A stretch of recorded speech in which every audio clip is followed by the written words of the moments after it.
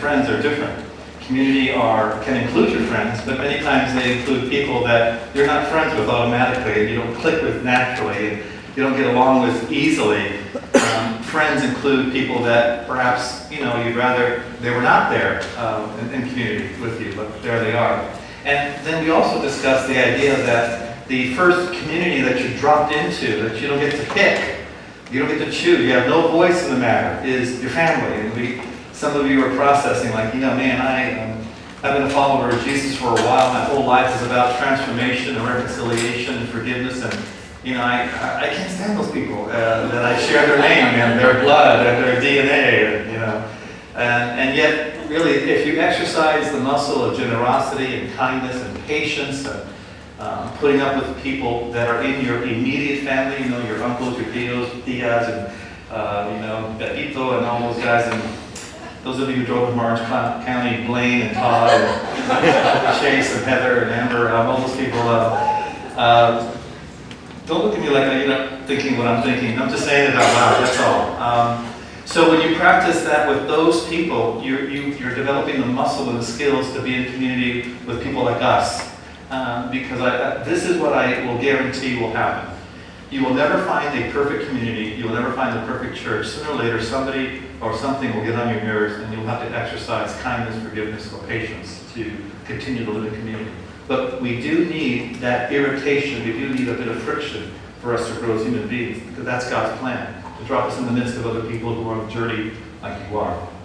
But this morning, we're going to discuss the Christ, and I have the monumental task of discussing a little bit in 30 minutes or less, to talk a bit about who Christ is, this subject, this almost enigmatic figure that through centuries, for centuries, whether it's philosophers, whether Christian or secular, artists, saints, business people, everyone has an opinion of who Jesus is. Everybody wants Jesus on their side to validate their opinion, right? He's obviously not owned by the Republican Party. He's not necessarily owned by the Democrats. We know he's a libertarian because he's not throwing his vote away. And third party. Anyway, so he's not necessarily green. My wife's shaking her head like, really, already? So I have the task now in 28 minutes to talk to you about who Jesus is. Now here's what I hope to accomplish, and I hope you'll join me on this journey. Many of you have been followers of Jesus for so long that perhaps Jesus is no longer shocking or surprising. It's no longer overwhelming or beautiful to you. And so I hope to bring you back to that moment when you first encountered Christ and were shocked and surprised at who he was and what his message was. Second, if you are a man or a woman who doesn't really have Jesus as an identifier, it's not that you're anti-Jesus, but you haven't quite made that decision to say that I want Jesus to be part of my life right now. Perhaps that decision is still in the future for you. But you're here this morning, and being a follower of Jesus or being a Christian is not something you would call yourself. This is also for you. And I hope to introduce you to the person that's had probably the most impact on my life. Period. So I want to start off with saying this. How would you describe something that no one's ever experienced to someone who hasn't experienced it? For example, how do you describe chocolate to someone who's never tasted chocolate? Or worse yet, not only have they never tasted chocolate, they have a damaged, let's say, taste system. They can't even taste it. They don't taste food. Better yet, how do you describe the color blue to someone who's been born blind? What words would you use? What sensation? How do you describe blue to somebody who's been blind from birth? Let's go to Psalm 34:8 for just a moment. You'll see it on the screen above me. Psalm 34:8. The Hebrew poet takes a moment to actually talk about this. And he says, "Taste and see that the Lord is good. Blessed is the one who takes refuge in him." Taste and see. Taste and see. I'm going to suggest that part of the challenge for us in talking about Jesus with others is that it has to be experienced before it can be known. At best, what we can do is invite someone to taste for themselves, to try this, try it. See this doesn't work for you. See this doesn't answer the questions of life for you. See this doesn't unravel the knots for you or illuminate the areas that have been dark, or perhaps give you freedom in areas where you feel so confined and restricted. And I would suggest that many of us who come to Christ probably know that something's missing. There's a part of us that's not quite complete. There's some wrinkles and dents, and we know that we need something because what we got is not working. Your philosophy of life, your meta narrative, the filters you use to process the events and experiences of your life are just not working anymore. And so this is what we have when we're, in a way, talking about Jesus and sharing our faith. In many ways, it's really simply almost like describing what it's like to fall in love with someone. If someone else hasn't had that, then it's hard to describe it to them. And this is what I'm going to say to you, that meeting Christ and experiencing Him is not a religion, it's not rules, it is a relationship with another being that is primarily and mostly in the context of love. And the reason why it's awkward and difficult for us, even those of us who intentionally wish to follow Jesus, to be His disciples, to be His students, to practice His teachings, to mimic His lifestyle, the reason why it's difficult even for us is because it's personal. If nothing else, it's personal. How many of you have had a friendship? That should be a cue for all of you. You should all raise your hand. I've had a friend. Those of you, no, I've never had a friend. I'm like, who's that donkey with Winnie the Pooh? That. You're like, you're that guy or that person. How many of you have ever had a friend that you had a disagreement with? Right, exactly. And those of you who are married, have you ever had an argument with your spouse? Raise your hand. Really? Bob, never need to do this? Because I know you two, and I'm thinking, there were some sparks once in a while. And I don't mean love sparks, I mean there was a pathos, as it were. Well, see, for my wife and I, we've never had an argument, so that's also hard for us to understand. We've had passionate conversations and discussions where I was helping her to see how she was wrong in many areas, but that strategy has never worked. But if you had a friendship to a relationship long-term with a spouse in marriage, and so all the entire gamut, friends, family, school, work, you know that how challenging it can be to maintain a friendship or a relationship with another human being. Now think for just a moment, what would it be like to have a relationship and connection with the Supreme Being? This is a person that really is never wrong. This is a person that says, I know what you meant by that. They go, oh, yeah, they do. I know what you're thinking. Yeah. Oh, yeah, you do. I know what you did the other night. Oh, right, you do. I know where you're weak. Oh, I know where this is really, you're in a straitjacket at this moment. But I love you. I knew this before I started this. Before you were born, I already knew who you were going to be. And I've chosen to love you, period. Nothing can change that. So when you're doing well, I love you. When you're doing poorly, I love you. When you deny me and hate me, I love you. When you run from me, I love you. When you come towards me, I love you. When you come early with your problems with me, I love you. When you hold off to the very end, make a mess of it because you try to figure it out on your own, I love you. And so having that relationship or connection with a Supreme Being is going to be challenging, but it will always be in the context of love. So let's take a look at a verse. We're going to look at it, John chapter 14, verse 6. This will be the primary verse we'll focus on. And in John 14:6, I'll read it to you in just a moment. I know you guys can read. But here's what's happening from John chapter 13 through John chapter 17. That's 5 chapters, 13, 14, 15, 16, 17. John is recording many years later after the event what happened the last night over dinner when Jesus spent those final hours with his friends. The 12 men that he chose. Well, actually there was 11. One left a little bit early. He picked those people after spending a night in prayer, talking to his Father in heaven. And he chooses those 12 people, again 11 because Judas left early, he had other things to do. And so John remembers that, boy, we saw many things in spending time with Jesus over those 2.5, 3 years. We saw how he healed people and loved people and cared for people and just, he even lists about 10 or 7 different, quote, miracles.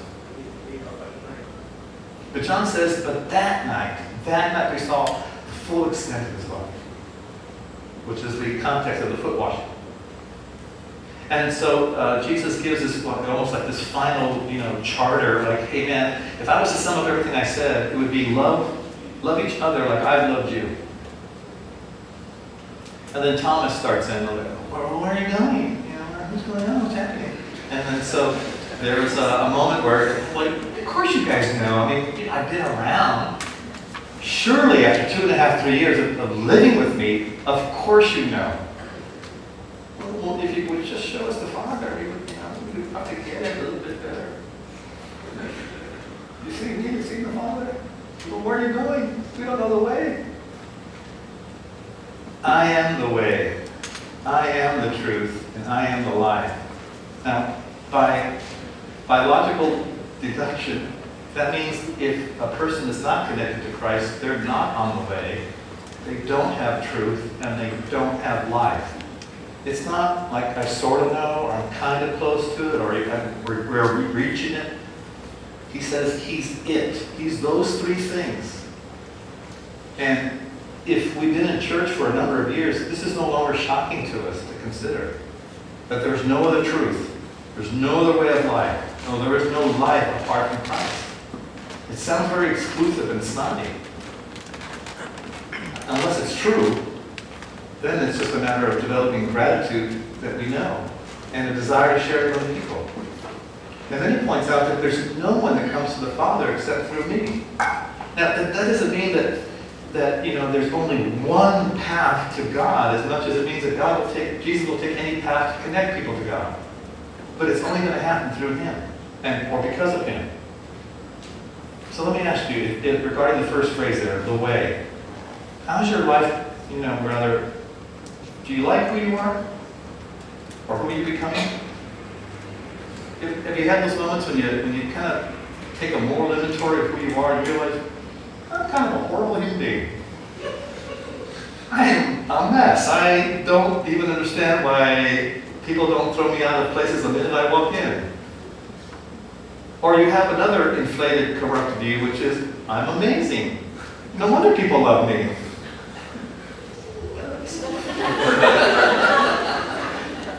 I'm my own goal. I'm living my own dream. I am the dream I'm living, Neither one of them correct. So let's go back for a serious moment. Do you like who you are? Do you like who you're becoming? Have you found anything worth living for? As dramatic as that sounds, let me ask this again and ask another question. Have you found something worth living for that matters enough that you're willing to die for it, therefore live for it? I'll set aside what's important to me, my priorities, my dreams, my ambitions for this cause, because this cause is worth it. This cause is worth more than the dreams, ambitions, and things that I had going on for me. This is worth it more. I believe it was, I don't remember now, because it just came to me.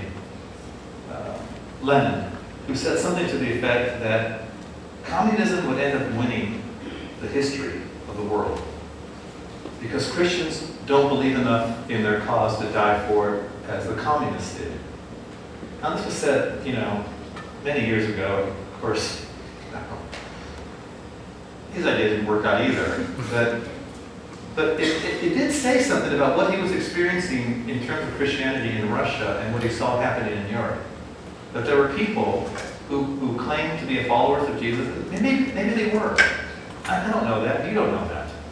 You can't make a final assessment of people are followers of Jesus by looking at a sliver of their life, no matter how long that sliver is. Right? At least that's what the Scripture tells us. We don't know. Not to make those judgments. But he did say, if that message was true, it's worth dying for. It's worth going to other places in the world for, as we had friends from last Sunday do, and did people visiting from other countries, from our family who moved. Now we're not talking simply a short-term 2-week missionary trip, and I'm not saying those are bad, but these are career missionaries. They've changed their life for this message. So have you found something worth living for, giving your life to? And if not, I know what happens is that publicly well, what's going on internally is probably a fear of failure. Some of us discover something like that. When you have kids, all of a sudden you realize, okay, my life is no longer mine. The life I once had is over. It's done. Marty, Christina, it's over. You'll never get that back. It's just, you were cool, then you became a parent. That's what happens.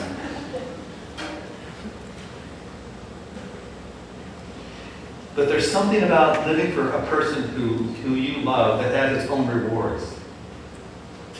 And so then I noticed that for people who don't have this really a goal that keeps them alive and passionate, there's a sense of anger, and they're just unhappy people generally. I mean, they're not always angry, but there's kind of a joie de vivre that's missing.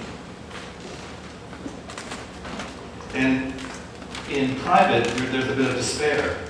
And I know what the hope, the solution is. The solution is some kind of hope that's actually real. Not just pretend hope, not just listening in the dark, but a real, actual hope.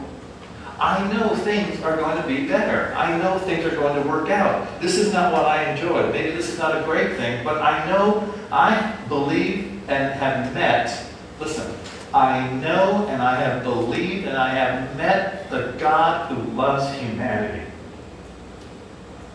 And even when things feel like they've gone south and out of control, He's still good.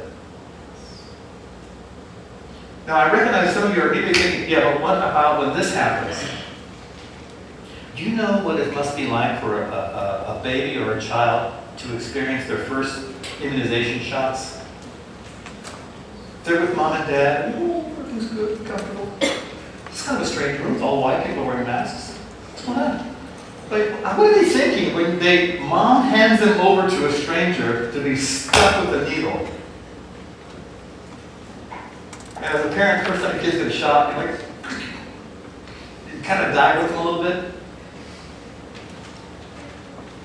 This is exactly, I think, what happens to us as adults with our Father in heaven. We experience something that perhaps we don't wish, don't want. And there's confusion. Why did you allow this to happen? I thought you loved me. You handed me over to this situation. And why do we immunize? Am I saying that right? Why do we give our kids shots for the vaccines? Because we love them. Let's go to Romans 8:24 through 25. You don't have this version. I'm going to use the Message for just a moment. 8:24 through 25. That is why waiting does not diminish us, any more than waiting diminishes a pregnant mother. We've seen a few of those in here. We are enlarged in the waiting. We, of course, don't see what is enlarging us. Now, here's what's happening in that passage. Paul is talking about a hope that sustains us even when things don't seem to make sense. That hope in the midst of a difficult situation actually builds character and resilience and trust and enlarges your faith, and you don't even see it happening. What you experience is something uncomfortable. I don't want this. I wish this wasn't happening. But it ends up being for your benefit. Does that mean everything is good that happens to you that feels lovely? No, the thing might not be good, but the effect is. And I know that it comes from a God who loves me, cares about me, trusts me, and even when it appears to be like a hand that's harsh, it's a wounded hand for our sake. Jesus is the way, and it provides a destiny for us. It allows you to function as you were designed. And not like a better machine, but as a person. As a person, I can tell you that more often than not, when a man or woman has come to Christ for the first time, one of the first things they'll mention is that they laughed for the first time. Not that they never laughed or smiled before that, but there was something, there was a level of joy or pleasure that they had not understood or known before for the first time. One young woman recently mentioned to my wife, she just, all of a sudden, she was no longer hurt. There was a sense of pain that was just gone. Even if she tried to reimagine that moment, it was just gone. Now, does that mean that, Jesus will clear your skin, your hair will come back, and everything works out? No. You know better than that, right? Right? We've been to certain rallies and functions where Jesus is sold like a product, solve all your problems, teeth get whiter, you get teeth.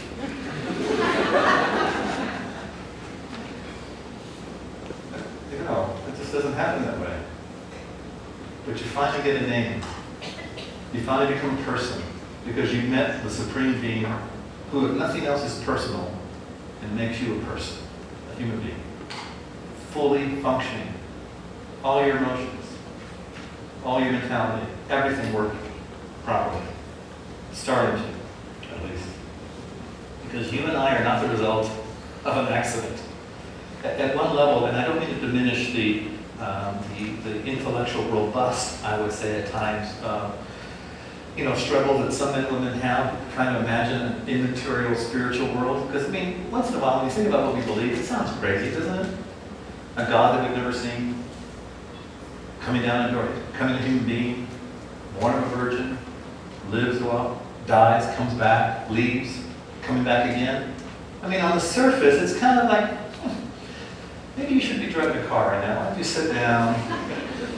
Don't vote, please. Can you see why people think Christians are crazy? If you're thoughtful and reflective at any level, until you meet that person.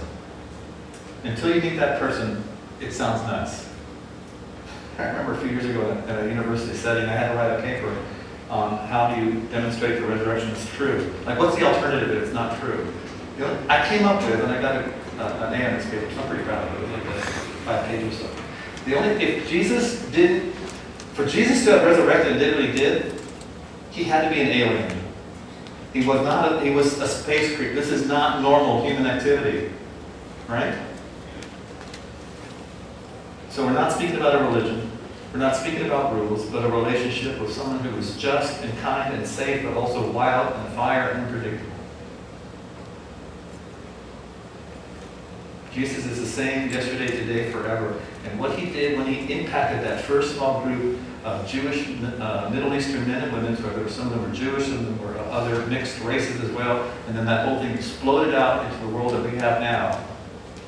What he did right then and there, he's certainly capable of doing it still today because he's also still alive.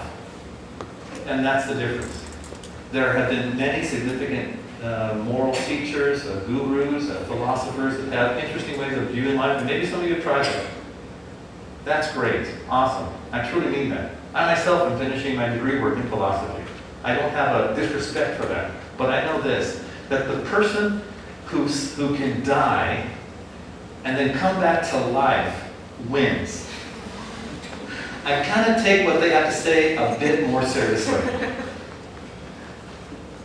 Jesus is also the truth, as we found in John 14:6, which for us fulfills the need we have for meaning. Let me ask you this: how's your life plan working? How many of you, when you were a teenager, you go, "I'm going to be married by 25. I'll be a millionaire by 32.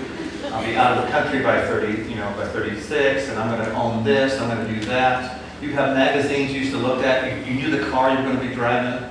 I was an Acura NSX, red, black top, black leather shirt, double over a cam. Not that I give it much thought, but the thing is that, how's your life plan working out? Did you hit all those goals? How many of you left college and you didn't get your MRS degree, or you left and you left alone? Hey. How many of you are the millionaire stuff you were going to be? Or you're still going to the game team to buy that lotto ticket? Because, it's going to happen. What are the odds that your life plan is going to work out? Slim to none? Slim already left town? Not this Slim, but the other Slim for your plan. Have you found someone that you can actually trust? You know for sure that as the next day is rising, that person means what they say what they mean, and you can take their word to the bank. It's that certain. Always. Never fails. They are who they say they are. There's no difference between what they appear to be and who they are internally. In other words, there's no hypocrisy. There's nothing but integrity. You ever found a person like that? I doubt it. I doubt it. Right? Because none of us are like that. Some of us are much better at it. So when Jesus says, "I am the truth," he's not talking about, I can show you, I found it, here's a way to practice it. I am everything. This is what we're claiming as followers of Jesus. This is what you're getting into. You think, I think this Jesus thing might work out for me. Okay, but please understand that when you're going to make an intentional, focused commitment to follow Jesus, you are going to claim that everything begins and ends with Him.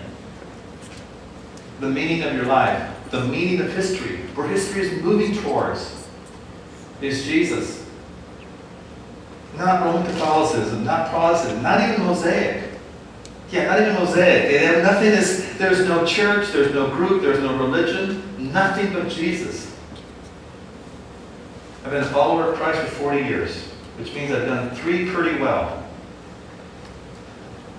And as I've gotten older, my wife and I have both discussed this. We have been exposed to a number of movements, theologies, seen cycles of popular ways of doing this, that, and the other, the cool church, the not so cool church, the movement for this, the movement for that, the therapy, anti-therapy, everyone's equal. No, we're not equal to this. We've seen all of that happen. That's the benefit of being our age at this point. And in the end, the only thing that's been consistent is Jesus. And at the end, I won't really care about what theology someone believes in. I know what I'm going to want. And I think you will too. I want Jesus. What compels me at this point is not because, oh, wow, we have a cool room, which is nice. What compels me is Jesus. I love Him. And I want to make my life work. How can I help everybody else meet this person? Because He's that amazing and that beautiful. Jesus. And if you haven't found that person to trust, or a person that you know you're secure with, you will always have a fear of commitment. Always. Always. Always. And the first experience of it, and maybe the first step in healing from parents that perhaps were unreliable, or they didn't stay together, or they stayed together and they weren't together really. And so you have this, this fear of commitment, which, it's documented over and over again that the effect of divorce is not immediate on children. It has a sleeper effect that affects people in their 20s and 30s. Begins to heal that. Begins to, again, put you together as a human being. Because some of us have experienced such a poor, fractured life that you think this is how it, or this is what it means to be a human being. Your baseline is so low because you've had to accept something that's been damaged for so long. And what Christ does says, no, here's the baseline for to be a human being. So when you read the scriptures that all of us are trying to get to full maturity, which is the measure and the likeness of Jesus, that's what the scriptures are speaking about. How many of you think that becoming more like Jesus, you're going to be nice? Yeah, doesn't that sound boring? I've told you before, my wife used to say, why can't you be nice? Because I'm a human being. I'm not nice, right? Doesn't nice sound a little boring? What is the first thing people tell you when they're trying to hook you up with someone that perhaps is not stellar?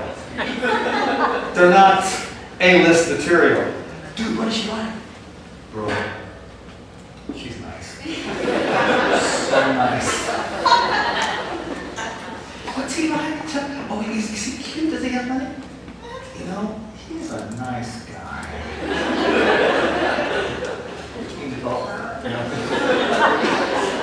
That is the worst thing to tell. Dude, thank you for being so nice. Oh, I'm sorry I was that boring. I'd rather be offensive than be nice, Which, that's why it explains a lot, doesn't it? And I remember once in class when the professor said something how Jesus lived a balanced life. It was really nice. Publicly, you'll feel isolated, even in a room full of people. And you'll have no concern for rules because what is the truth anyways? And I kind of get this. Don't you find that when someone tells you no, that is all of a sudden that is the most attractive thing you want to do? The minute someone says you can't do something, like, I recall thinking as a younger man, irresponsibly, like there was a stop sign, I'm just going to blow through the stop sign, just to blow through it. My point is that publicly, you're not going to care about rules. You're going to really resent when someone tells you you should not do something. The minute someone tells you should not, you're going to say, why not? And do it. Everything to your detriment at times. When someone says should not, you're going to say, why not? And I'm going to do it. That's your public reaction to if you haven't found something to be finally the truth. Privately, you're going to doubt everything. You're going to doubt there's really love. You're going to doubt there's really hope. You're going to doubt that I can be happy. You're doubt everything. Why? Because you haven't found anything that's true. And so I know what the solution is to that. It's finally learning to trust something. In this case, I'm going to recommend a person. Let's go to Hebrews 11:6, please. And without faith, it's impossible to please God, because anyone who comes to Him must believe that He exists and that He rewards those who earnestly seek Him. Please leave that up for just a moment. If you were taught that this means that somehow you have to have more faith for God to like you, you were taught wrong. It was a well-meaning pastor or Bible teacher, maybe your mom or dad, but they taught you wrong. What Paul is saying here, no, maybe not Paul, but whoever that wrote Hebrews is saying here is simply this, is that if you're going to come to God, how can you come to somebody you think is not really there? How do you pray to someone you think isn't even listening because they're not even there? See, faith, if you take faith and just, every time you see the word faith and just change it to the word trust, you'll have a better idea of at least the language of what it meant to have faith. All of us believe what we're doing is right. We all think we're right. We all think we're right, no matter what you do. You think you're right. Even if you know it's wrong, you still think it's right to do at this moment. You'll always do what you think is right. I want to apply that principle to this. You cannot connect to God unless you think there's a God to connect to, and that He's worth connecting to. Thank you. You can take that down. And that's what that verse is talking about. You cannot logically pray, well, I hope if anyone's out there. Let me give you a suggestion. For those of you who are on the fence of becoming a follower of Jesus, or maybe you've been a follower for so long, it's just, I still got to do it on my own. Why don't you talk to Him tonight, on the way home?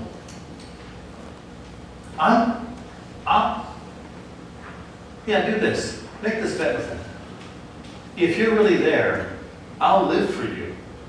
I just need to know you're really there. If you're doubting, because I need to trust.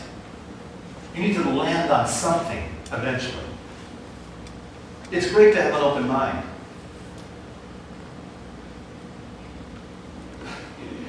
But an open mind eventually is meant to close and lock into something. You can't forever wonder. Be open to everything. It should be able to land on something solid sooner or later. There's no... You're not smarter for doubting the rest of your life. You're a cynic and a skeptic. That's fine. I get that. We studied those guys too. But sooner or later, the cynicism and skepticism never gets you anywhere. Anywhere.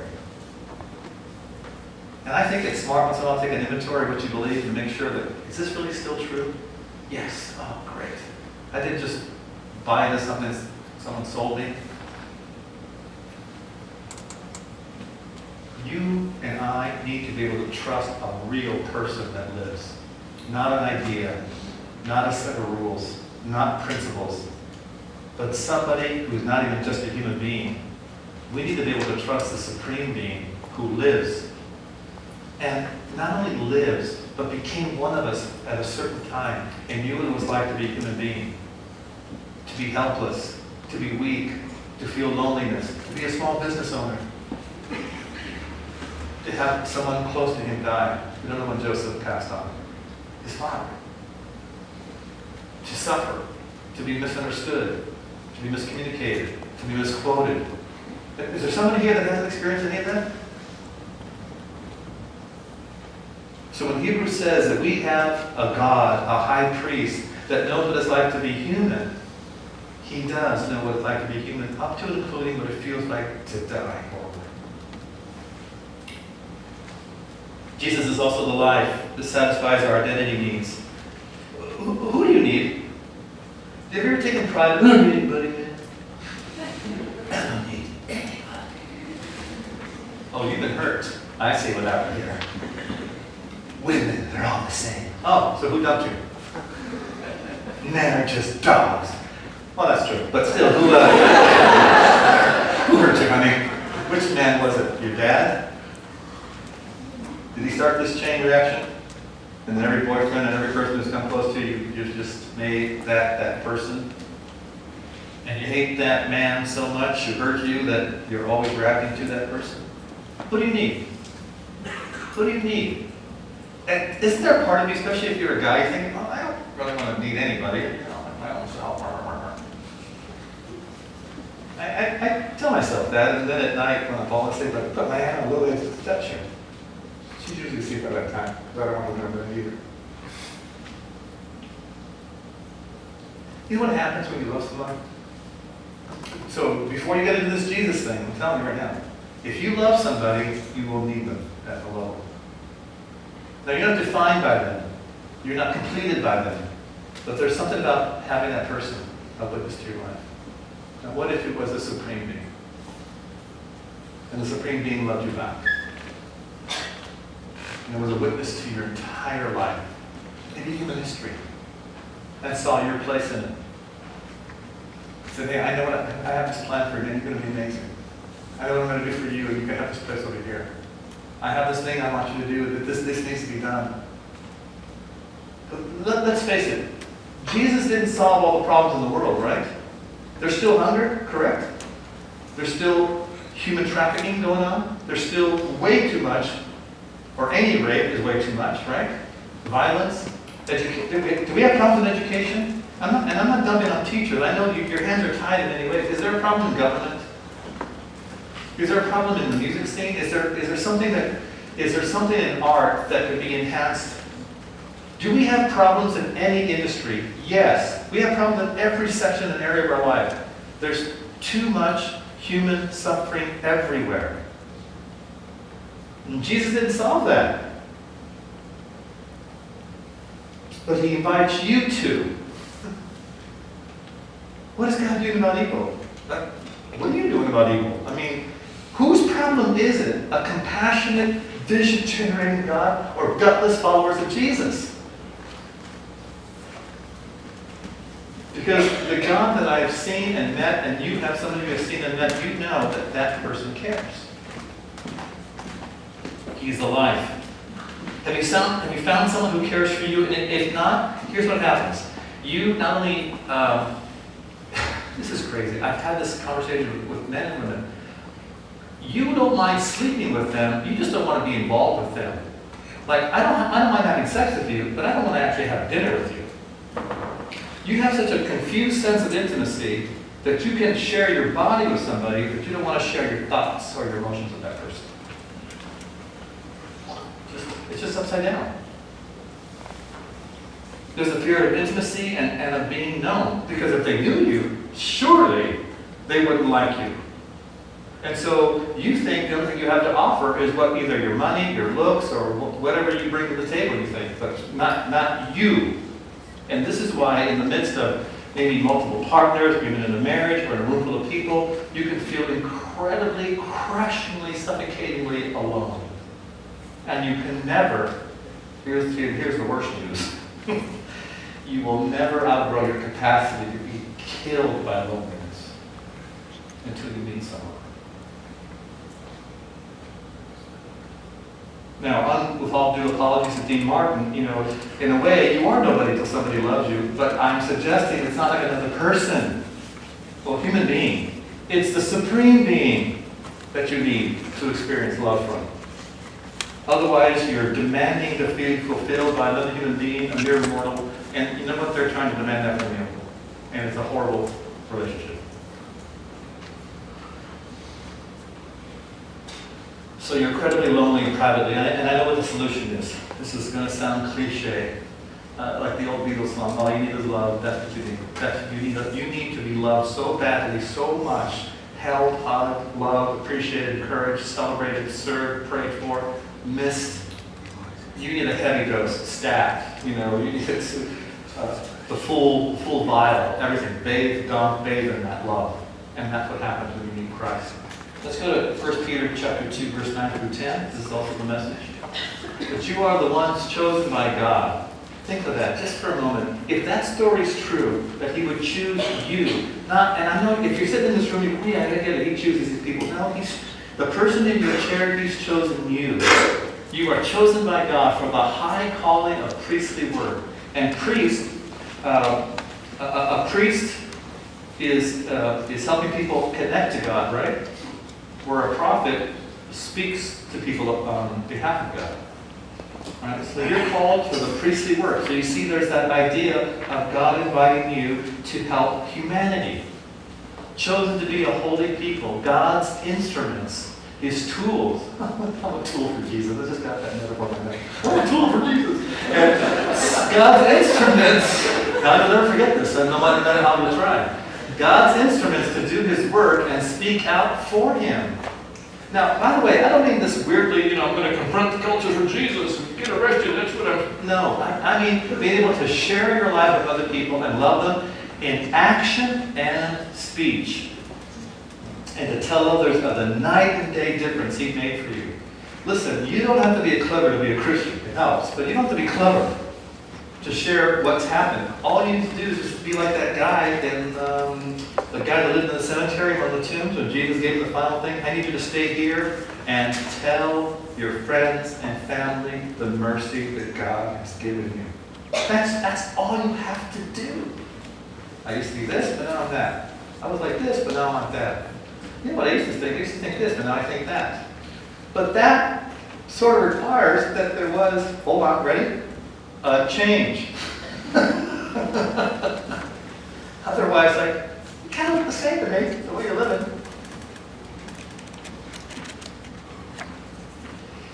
Jesus being the way, the truth, and the life satisfies our needs for destiny, meaning, and identity, and ends all our longings. We will die a slow death, a slow, certain death, emotionally, mentally, certainly spiritually, without this connection to God through Jesus Christ, if we don't find our destiny, meaning, or identity. Following Jesus looks like this. Look around the room. I mean, seriously, take a look around the room. All these people in here, they have one thing in common. You think, I have nothing in common with these people. Yes, you do. You're all trying to figure it out like I am. You're trying to figure out how to live Jesus right now in 2013 here in Southern California. You know we have brothers and sisters doing that in the Middle East? They're trying to figure it out too? With a lot. By the way, you really ought not to complain if you live in Southern California. You and I do not suffer any persecution living in Southern California at all. Our friends and family in the Middle East, they do. We have brothers and sisters in Asia this morning. They're trying to figure out how to serve Jesus. Well, they sang songs, they get together. Europe, Asia, Australia, India. We are bound together mystically in the body of Christ. I promise. I'm going to close with this idea.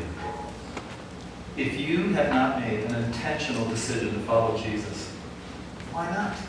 What's the worst that can happen? That it's true? No. What's the worst that can happen? If you say, no, I want to follow Jesus. Why not today? I'm not going to embarrass anybody to stand up, come forward. I'm not going to do that. But why not today?